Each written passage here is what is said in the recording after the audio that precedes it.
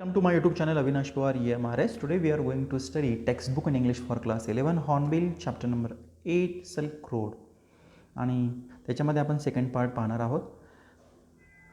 Let's start. Tired and hungry, I started breathing through my mouth. After a while, I switched to single nostril power, which seems to be admitted enough oxygen. But just I was drifting off. I woke up abruptly.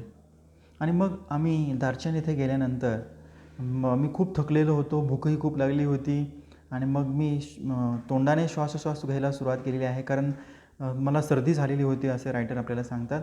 आणि मी एकाच नॉस्ट्रिलने, एक नाकपुडीनेच, फक्त nostril म्हणजे नाकपुडी म्हणूया, तर त्याने श्वासोश्वास घेत होतो, कारण दुसरी जी आहे ती ब्लॉक होत होते, त्याच्याने इनफ ऑक्सिजन मला एकाच याने घेत होतो. आणि म्हणून I was drifting off means going to sleep. मी झोपायला जायचो पुन्हा, पण सडनली मी लगेच उठायचो. Something was wrong.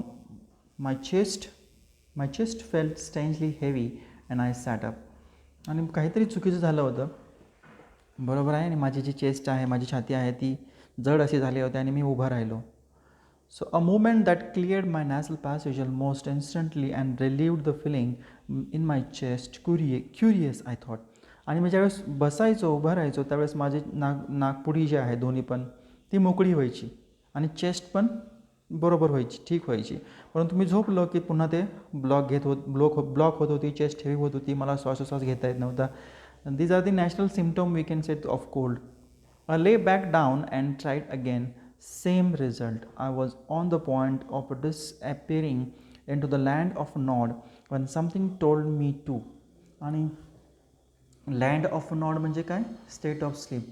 मी पुन्हा झोपायचो, खाली झोपायचो आणि मला झोप येण्याचा प्रयत्न करायचो, परंतु तसं मला झोप काय येत नव्हती. It must have been those emergency electrical impulses again, but this was not the same as on previous occasion. This time I wasn't gasping for breath. I am simply not allowed to go sleep. आणि drop off म्हणजे go to, sorry, it must be those emergency electrical impulses म्हणजे काय? Signal. हे एक मला signal होते, ज्याला आपण म्हणूया. आणि जसं मला आधीही ते जाणवलेले होते, मला श्वासोश्वास पूर्ण घेता येत नव्हता आणि म्हणून त्याच्यामुळे मला झोप येत नव्हती. Sitting up once more immediately made me feel better. I could breathe freely and my chest felt fine. But as soon as I lay down, my sinuses filled and my chest was cold. I tried popping myself upright against the wall, but now I could manage to relax enough to drop off. I couldn't put my finger on the reason, but I was afraid to go to sleep. A little voice inside me was saying that if I did, I might never wake up again, so I stayed awake all night. आता इथे काही नवीन शब्द आहेत. Drop of, जसं मी मगाशी सांगितलं होतं, go to sleep. Popping म्हणजे होल्ड अप. आणि मी बसल्यानंतर त्यावेळेस माझं नाक जे आहे ते फ्री व्हायचं, झोपल्यानंतर पुन्हा ते पॅक व्हायचं आणि चेस्ट माझी हेवी व्हायची. त्याच्यानंतर जसं म्हणूया की मी मग माझ्या स्वतःला मी भिंतीच्या कडेला ठेवून मी असं झोपण्याचा प्रयत्न केलेला आहे, त्याला टेकून. परंतु मला आराम मिळत नव्हता. मी ज्यावेळेस झोपीला प्रयत्न करायचो, पुन्हा माझी झोपमोड ही होत होती आणि मला एक आतून आवाज आला की मी रात्रीच जागं राहायला हवं सारी रात, नाहीतर मी झोपलो की कायमचं मरून जाईल, असं रायडरला भीती वाटत होती. Satan took me to Darchan Medical College the following morning. The medical college at Darchan was new and looked like monastery from outside, with a very solid door that led into large courtyard. आणि मग दुसऱ्या दिवशी मला आमचा driver जो आहे सैतानने मला Darchen medical कॉलेजला इथे सकाळी नेलेलं आहे. ते न्यू होतं आणि मोनॅस्ट्रीसारखं दिसत होतं. मोनॅस्ट्री म्हणजे प्लेस ऑफ वर्शिप, जिथे लोक पूजा वगैरे करतात ते ठिकाण, टेम्पल वगैरे, जिथे बिग असं त्याचं डोअर होतं आणि मोठं अंगण होतं. We found counting room which was dark and cold and occupied by Tibetan doctor who wore none of the paraphernalia that had been expecting. आता आम्ही त्या कन्सल्टिंग रूममध्ये, जे डॉक्टर चेक करतात ना, ती रूम, ती अतिशय अंधारी खोली होती. तिथे थंडीही खूप होती आणि टिबेटियन डॉक्टर, ज्याने आपण पाहतो की डॉक्टरला असा पांढरा कोट असतो गळ्यामध्ये, एक चेक करण्याचं त्याचं साहित्य असतं, इतर साहित्य सगळं. आणि म्हणून ते मात्र याच्याकडे काहीच नव्हतं ह्या डॉक्टरकडे, जे मला एक्सपेक्ट होतं. No white coat looked like any other Tibetan with a thick pullover and woolly hat. When I explained my sleepless symptom, my sudden aversion to laying down, that shot me a few questions while feeling the vein in my wrist. आणि मग काय झालेलं आहे की पॅराफिलिया हा dress आहे आणि पुलओव्हर पण ड्रेस आहे. ह्या डॉक्टरने कोणत्याही प्रकारचे, जसे आपण इतर डॉक्टरांना शहरी भागामध्ये पाहतो की ड्रेस असतात, ॲपिरियन्स कसा असतो त्या डॉक्टरांचा, तसं काहीही नव्हतं. आणि मग मी ज्यावेळेस डॉक्टरांना सांगितलं की मला झोप येत नाही आहे, माझे जे सिम्पटम्स आहेत ते ॲव्हर्जन म्हणजे डिसलाईक, मी झोपल्यानंतर काय होतं, सगळ्या माझ्या फिलिंग्स सांगितलेल्या आहेत. आणि मग त्याने माझं जी नस आहे ती चेक केली, तिचे ठोके चेक केले. It's cold, he said finally through Satan, a cold and the effect of altitude. I'll give you something for it. आणि मग त्याने सांगितलं, अल्टिट्यूड म्हणजे हाईट, ही एक तुला सर्दी झालेली आहे असं मला डॉक्टरने सांगितलं आणि हे खूप उंचावरती असल्यामुळे असं झालेलं आहे. So I asked him if thought I had recover enough to able to do the kora. Oh yes, he said, I will be fine. आणि मग मी डॉक्टरने विचारलं की मी जर रिकवर झालो तर मला कोरा करायचा आहे, प्रदक्षिणा घालायच्या आहेत माउंट कैलाशला, तर मला जमेल का? डॉक्टर म्हणतात येस, नक्की जमणार आहे. I walked out medical college clutching a brown envelope stuffed with a 15 screw of paper. आणि मग मी त्या मेडिकल कॉलेजमधून बाहेर आलेलो आहे. क्लचिंग ब्राऊन इन्व्हलपमधून मी ते पाहिलेलं आहे. आणि एक पुडीचं ज्याला म्हणूया पेपर्स जे आहेत त्याने ते पुडीमध्ये बांधून दिलेले काही जे औषधं होते ब्राऊन इन्व्हलपमध्ये, ते मी पाहिले. I had 5 days course Tibetan medical which I started right away. आणि मग मला 5 दिवसाचा कोर्स हा या तिबेटियन डॉक्टरने दिला होता. I open and after breakfast package and found it contain a brown powder that had to take with hot water. आणि मला त्याने एक ब्राऊन कलरची पावडर दिली होती आणि मला ते गरम पाण्याबरोबर घ्यायची होती. I tested like A cinnamon. आता ही कशाची चव लागत होती? जसं दालचिनी आहे ना, त्या पद्धतीने त्याची चव ह्या औषधाची लागत होती. The content of the lunch time and bed time packages were less obviously identifiable. आणि म्हणून जे औषधामधलं जे काही कंटेंट होतं, जे जेवणाच्या वेळेस किंवा झोपीच्या वेळेस घ्यायचं होतं, ते जास्त ओळखणारं औषधं हे नव्हते. Both contain a small spherical brown pellets. आणि मग दोन्हीमध्ये ज्या गोळ्या होत्या, स्पेरिकल म्हणजे गोल होत्या, पेलेट्स म्हणजे गोळ्या, ज्याला आपण म्हणूया गोल गोल गोळ्या आकाराच्या गोळ्या होत्या. They look suspiciously like a sheep dung, but of course I took them. आणि मग ह्या गोळ्या कशासारख्या दिसायच्या? लाईक अ शीप डंग म्हणजे वेस्ट ऑफ शीप तशा दिसायच्या, परंतु मी त्या घेतलेल्या आहेत. That night after my first day's course I slipped very soundly like a log, not a dead man. आणि मग त्या दिवशी चांगली मला झोप आलेली आहे. साऊंडली स्लीप म्हणजे गुड स्लीप आलेली आहे. लाईक अ लॉग म्हणजे काय? लाकडाच्या ओंडका ज्याला म्हटलेलं आहे, म्हणजे गुड स्लीप, पण मरण पावलेल्या माणसासारखं नाही, असं लेखक आवर्जून सांगतायत. Once he saw that I was going to live, Setan left me to return Lhasa. As a Buddhist, he told me he knew that it didn't really matter if I passed away, but he thought it would be bad for business. आणि मग लेखक सांगतात की त्याने पाहिलेलं आहे की ज्यावेळेस मी चाललेलो होतो, I was going to live, Setan left me. आणि मग सेतान माझ्या बाजूला होता, तो लहासाला चालला होता आणि बुद्धिस्ट होता. आणि मग त्याने मला सांगितलं की मला माहिती आहे की जर कदाचित या जर्नीमध्ये, या प्रवासामध्ये मी जर मेलो तर त्याचं काही नाही, परंतु ह्या सगळ्यांचा इफेक्ट जो आहे, परिणाम जो आहे, तो माझ्या बिझनेसवरती नक्की होणार आहे. Darchen didn't look so horrible after good night sleep. म्हणजे दार्चन, चांगली झोप आल्यामुळे दार्चन असं भयानक मला वाटलं नाही. It was steel dusty but partially derelict and punctuated by heaps of rubble and refuse, but the sun shone brilliantly in the clear blue sky, and the outlook across the plain to the south gave me a vision of Himalaya accompanied by huge snow-capped mountain, Gurla Mandhata, with just a wisp of cloud suspended over it's summit. आणि मग इथे थोडेसे काही new word आहेत ते पाहणार आहोत. डरलिक्ट म्हणजे रुईन, तुटलेले. हिप्स ऑफ रबल म्हणजे आपण म्हणूया लोड्स आहेत. रबल म्हणजे माती.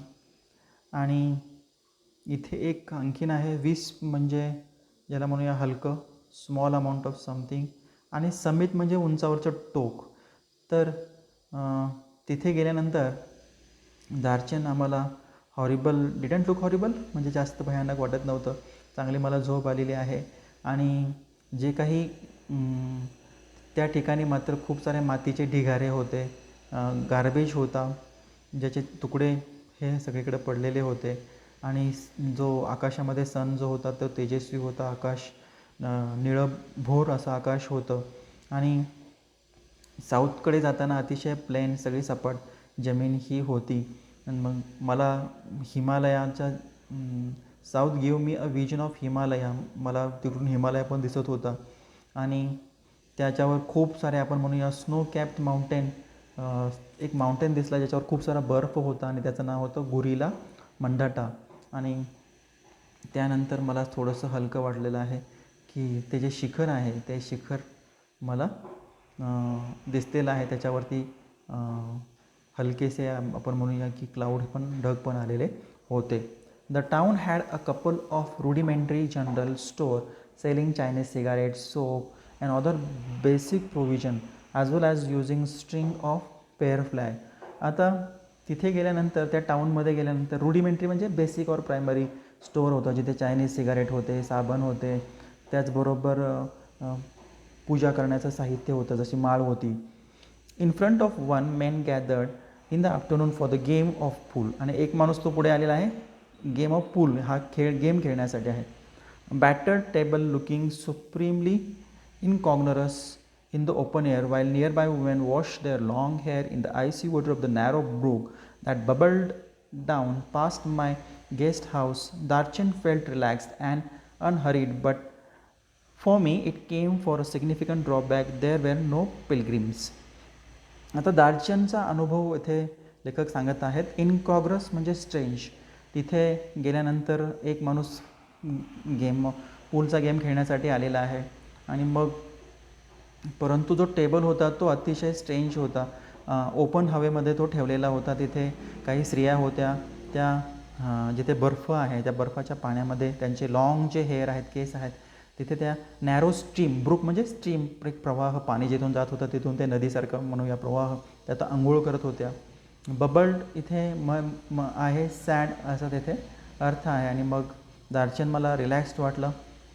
परंतु त्याचा एक ड्रॉबॅक होता जिथे कोणतेही पिलग्रिम्स नव्हते, ज्याला म्हणूया आपण रिलिजियस टुरिस्ट जे असतात ना, प्रवासी, धार्मिक प्रवासी ज्याला म्हणूया आपण. जसं आपण इकडे उत्तरेकडे जातो, बरोबर आहे, मथुरेला जातो किंवा मग वेगवेगळ्या देवाचे दर्शन घ्यायला जातो, ते प्रवासी जे असतात त्यांना पिलग्रिम असे म्हटलेलं आहे. तिथं कोणी नव्हते.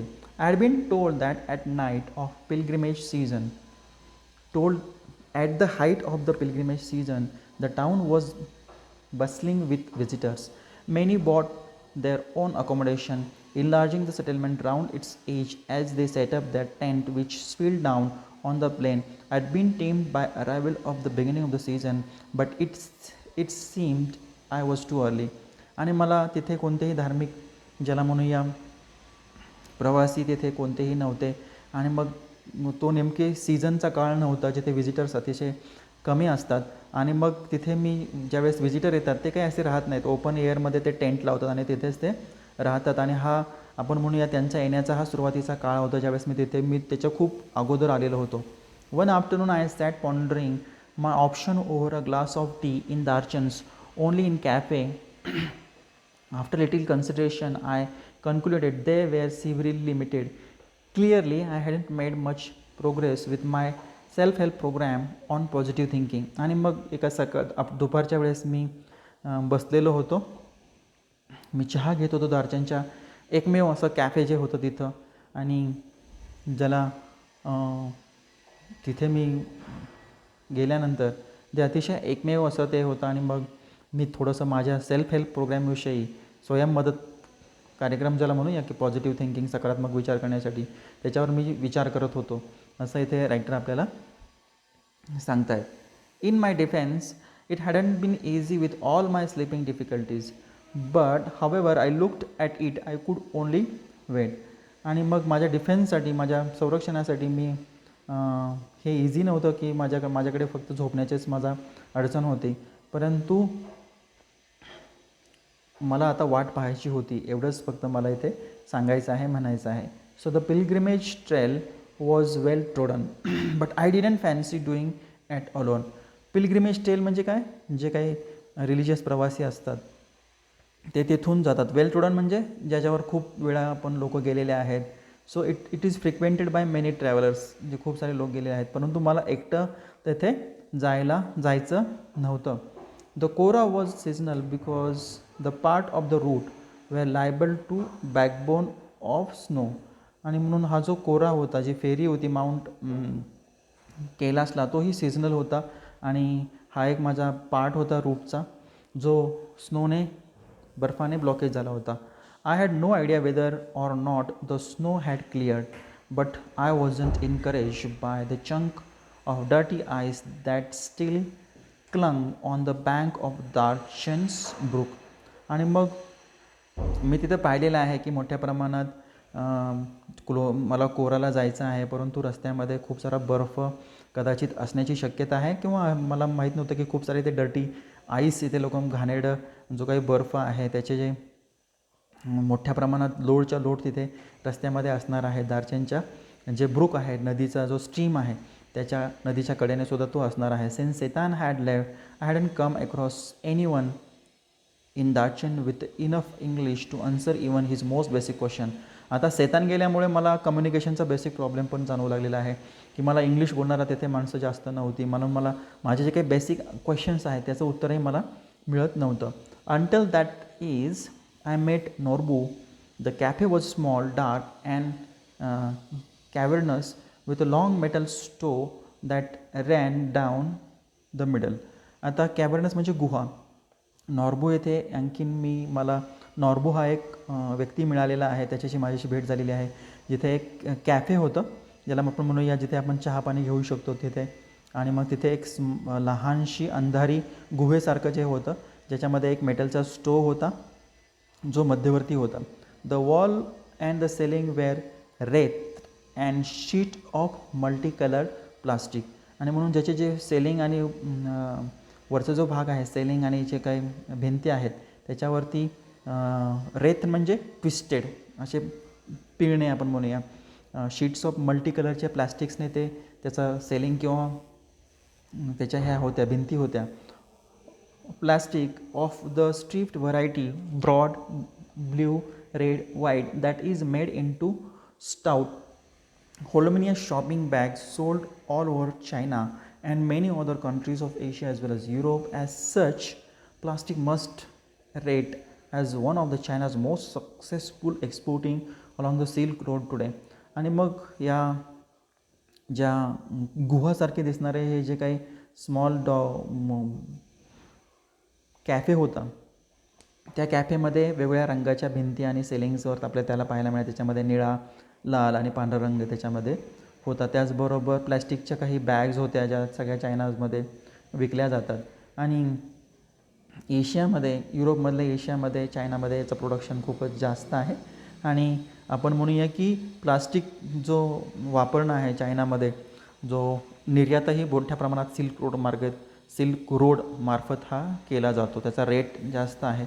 आणि the cafe had a single window beside which I had taken a position so that I could see the pages of my notebook. I had bought a novel with me to help pass the time. आणि मग त्या कॅफेमध्ये मी बसायचो, जिथे फक्त एकच window होती, त्या विंडो शेजारी बसायचो आणि मग मी माझे नोटबुकचे पेजेस मला दिसतील या हिशोबाने, आणि मी तिथे माझा वेळ घालवण्यासाठी मी कादंबरी वाचत होतो. नॉर्बू सॉ माय book when he came in and asked me with a gesture if he could sit opposite me at my recti table.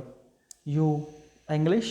He inquired. After he had ordered a tea, I told him I was, and and we struck upon conversation. आणि मग त्याच्यानंतर तिथे हा जो व्यक्ती आहे तो तिथे नोर्बो आलेला आहे आणि त्याने मला पाहिलं, माझ्या शेजारी येऊन बसला. टेबल तसा थोडासा मोडका तोडकाच होता, हलायच्यासारखा. आणि मग त्याने मला विचारलं, तुम्ही इंग्लिश आहेत का? मी सांगितलं हो. आणि मग त्याने चहाची ऑर्डर दिली आणि आम्ही गप्पा मारायला लागलेलो आहे. आय डिडंट थिंक, आता इथे रेक्टी म्हणजे काय, अनस्टेबल म्हणूया, अस्थिर टेबल तो होता.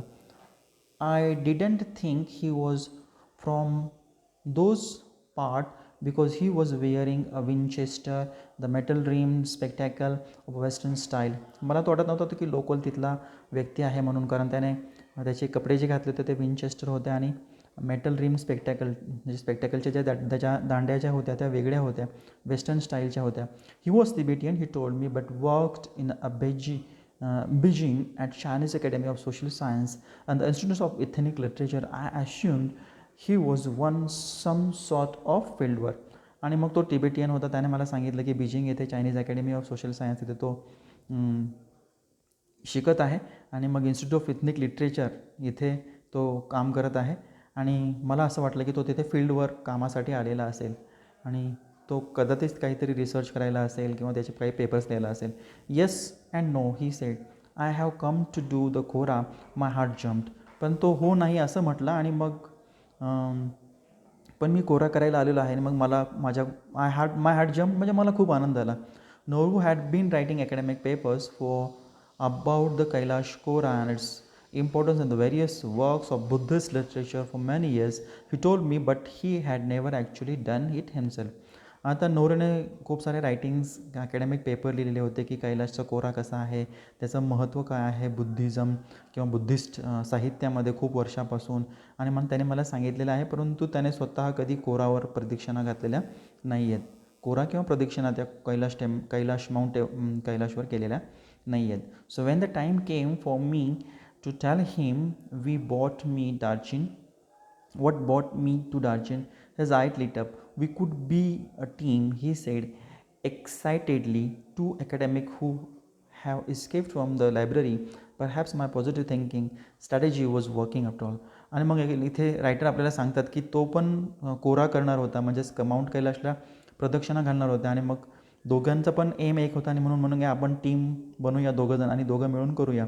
आणि हे जे आम्ही दोन्ही अकॅडमिक्स होतो, जो लायब्ररीमध्ये पळून आलेलो होतो, आणि लेखक सांगतात की इथे माझं पॉझिटिव्ह थिंकिंग जे आहे ते इथे काम करत होतं. My initial relief at the meeting Norbu, who was also staying in the guest house, was tempered by the realization that he was almost ill-equipped as I was for the pilgrimage. परंतु मला सुरुवातीची जी आनंद होता नोर्बूबरोबर भेटल्यानंतर, परंतु गेस्ट हाऊसमध्ये राहिल्यानंतर मला असं जाणवलं की तोही इल-इक्विप्ड आहे. त्याला प्रदक्षिणा माउंट कैलाशला कशा घालायच्या हे त्याला काही माहिती नव्हतं, त्याच्याकडे कोणते साधनं नव्हते. आणि म्हणून तोही एक नवीन धार्मिक जे टुरिस्ट असतात त्यांच्यासारखाच तो नवीन होता. So he kept telling how fat he was and how hard it was going to be. आणि तो सारखा नोर्बू सांगायचा मला की मी किती जाड आहे आणि हे किती कठीण आहे तिथे जाणं. So very high up to, he kept reminding me, खूप उंच जायचं आहे मला सारखं सांगायचं. सो टायरसम टू वॉक, आणि किती कंटाळवाणं आहे हे चालणं. So he wasn't really practising Buddhist, it transpired, but he had enthusiasm, he was of course a Tibetan. आणि मग तो सांगायचा ॲक्च्युली तो बुद्धिस्ट प्रॅक्टिस करत नव्हता किंवा बुद्धिस्टचा फॉलोवर नव्हता, परंतु ट्रान्सपायर्ड म्हणजे बोलताना तो माहिती मिळवण्याचा प्रयत्न करायचा. त्याच्याकडे एक प्रकारचा एनर्जी त्याच्याकडे होते आणि तो टिबेटियन होता. Although I had originally envisaged making the trek in the company of devout believer. No, on reflection, I decided that perhaps Norbu would turn out to be the ideal companion. आणि मग एनविसेज्ड म्हणजे predicted, devote बिलिव्हर म्हणजे धार्मिक ज्याला म्हणूया. I had originally envisaged predicted. मी असं predict केलं होतं, भाकीत केलं होतं की जो आम्ही ट्रेक करणार आहोत दोघंजण, आणि माझ्याबरोबर एक धार्मिक फॉलोवर असणार आहे जो बुद्धिझमचा असणार आहे. आणि मग मी ठरवलेलं आहे की नोर्बू एक मला चांगला कंपेनियन आहे ज्याच्याबरोबर मी हा कोरा कंप्लीट करणार आहे. He suggested with hire some yak to carry our luggage. आणि मग त्याला सांगितलं, याक म्हणजे एक प्राणी जसं बैलासारखा, आपण त्याला भाड्याने घेऊया जेणेकरून आपलं ते सामान तो घेईल. which I interpreted as a good sign, and he had no intention of prostrating himself all round mountain. आणि मग त्याने मला सांगितल्यानंतर जे जे काही प्रोस्टेटिंग म्हणजे लँड डाऊन, त्याने मला सांगितलेलं आहे वेन मी I interpreted as a good sign. मग मला पण ते चांगलं वाटलं. आणि he had no intention of prostrating himself all round mountain. परंतु त्याला कदाचित वर्शिप करण्याची किंवा ट्रॅव्हल करण्याची, वर्शिप ट्रॅव्हल म्हणजे आपण पूजा करण्यासाठी जे ट्रॅव्हल करतो ते त्याचं कोणतंही इंटेन्शन त्याचं नव्हतं. So not possible he cried collapsing across the table in a hysterical laughter. आणि मग it wasn't his style and anyway his tummy was too big. आणि मग त्याने सांगितलं की कशा पद्धतीने लोक प्रोस्ट्रॅटिंग म्हणजे कसं, जसं आपल्याकडे देवाला जाताना खाली झोपतात आणि नंतर हाताने असं गोल करतात आणि पुन्हा पाय जे आहेत ते डोक्याकडे नेतात, तशा पद्धतीने या कोरा करायचा आहे असं सांगितल्यानंतर तो जो नोरबू होता तो म्हटला की माझं पोट जे आहे ते खूप मोठं आहे आणि मला ते जी प्रोस्ट्रॅटिंग आहे म्हणजे झोपून पुन्हा हाताने एक राऊंड मारायचा, पुढे आपले पाय पुढे न्यायचे आणि पुन्हा झोपायचं, अशा प्रदक्षिणा मला जमणार नाही कारण माझं पोट असं मोठं आहे आणि दोघं पण हसायला लागले आहेत. कोलॅप्स झालेला आहे म्हणजे तो टेबलावर पडलेला आहे आणि खूप सारा मोठा हसलेला आहे. अशा स्वरूपाचा हा पाठ आपण पाहिला. So thank you very much for this. That's all from my side. For more such video do like, share and subscribe the channel. Avinash Pawar, EMRS. Thank you. Bye-bye.